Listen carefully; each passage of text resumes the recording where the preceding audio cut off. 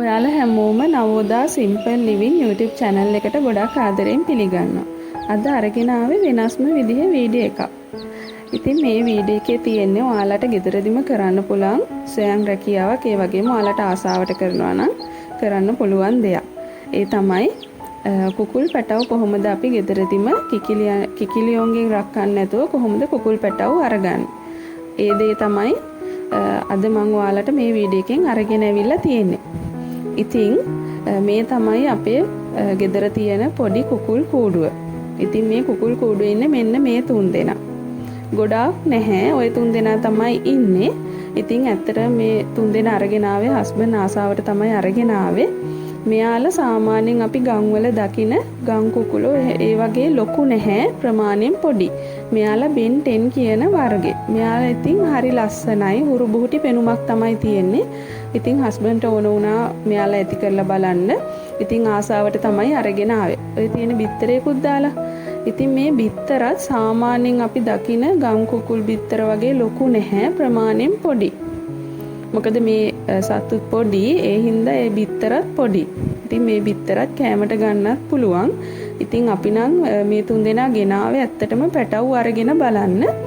ඉතින් පැටව් අරගන්න එකට අපි මේ කිකිලිය ළඟ බිත්තර තියලා රක්කන්න නැතුව වෙනම විදිහකට තමයි පැටව් ගන්න විදිහට තමයි මේ වීඩියෝ එකෙන් මම ඔයාලට පෙන්නන්නේ. ඉතින් මේ විදිහට ඔයාලට පුළුවන් සාමාන්‍යයෙන් කුකුල් කෑම ඊට පස්සේ වී මෙයාලට කෑමට දෙන්න.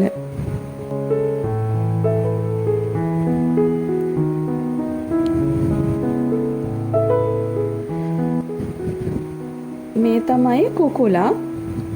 මෙයත් සාමාන්‍යයෙන් අපි ගම්වල දකින කුකුලෝ වගේ ලොකු නැහැ, ප්‍රමාණයෙන් ගොඩක් පොඩි. පේනව නේද? සාමාන්‍යයෙන් කුකුලෙක් ටිකක් ලොකුයි නේ, මීට වඩා ගොඩක් ලොකුයි. අතට ගත්තහමත් මේ ප්‍රමාණයෙන් ලොකුයි. හැබැයි මෙයාලා අතට ගත්තත් ප්‍රමාණයෙන් පොඩි. පේනව නේද? අපේ අතේ සයිස් එකත් එක්ක බැලුවම මෙයා ගොඩක් පොඩි කියන එක ඔයාලට තේරෙනවා ඇති. මෙයාලා හරිම ලස්සනයි. මේ ඉන්නේ කිකිලි. එයත් ඒ වගේම එයත් පොඩි. එයාලගේ පෙනුමෙන් දකින්න පුළුවන් ඔයාලට එයාලා අනික් කුකුලන්ට කිකිලියන්ට වඩා ගොඩක් ප්‍රමාණයෙන් පොඩි. බෙන් 10 කියන වර්ගේ තමයි මේ ඉන්නේ. මෙයා ටිකක් බ්‍රවුන් කලර් කෙනෙක්, අනිත් එක්කෙනා නම් සුදු පාටයි.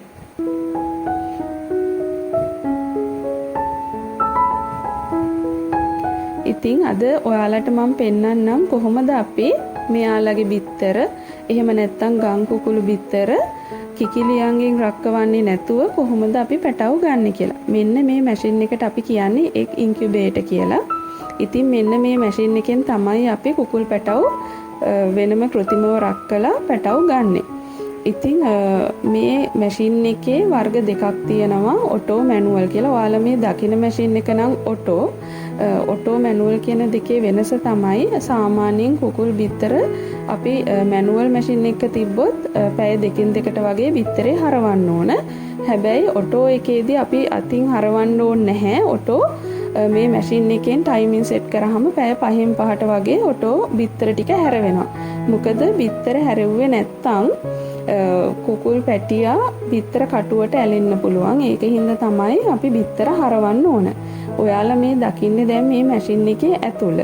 මේ මැෂින් එකේ ඇතුලේ ඔන්න ඔය විදිහට තමයි බිත්තර තියන්න ඕන. ඔයාලට පේනවා ඇති දැන් මෙතන ඔය බෙන් 10 කුකුලන්ගේ බිත්තරක් තියෙනවා. ඒවා පොඩි. අනික් ඒවා නම් ගම් කුකුළු බිත්තර. ඒවා අපි වෙනමම අරගෙන ඇවිත් තමයි තියලා තියෙන්නේ. ඊට අමතරව අපි වතුර එකක් තියන්න ඕන ඇතුලේ. මොකද මේ මැෂින් එකට හයි කරලා තියෙනවා ලයිට් එකක්. ඒකෙන් තමයි හීට් එක එන්නේ. බිත්තර වලට ඕන කරන උෂ්ණත්වය රඳා පවතින්නේ. එතකොට ඒකත් එක්ක ෆෑන් එකක් තියෙනවා. ඒකත් එක්ක වතුර එකක් තියන්න ඕන. ඇතුලේ පොඩි තෙතමනයක් තියෙන්න ඕන නිසා. ওই විදිහට තමයි මැෂින් එකේ ඇතුලේ තියෙන්නේ.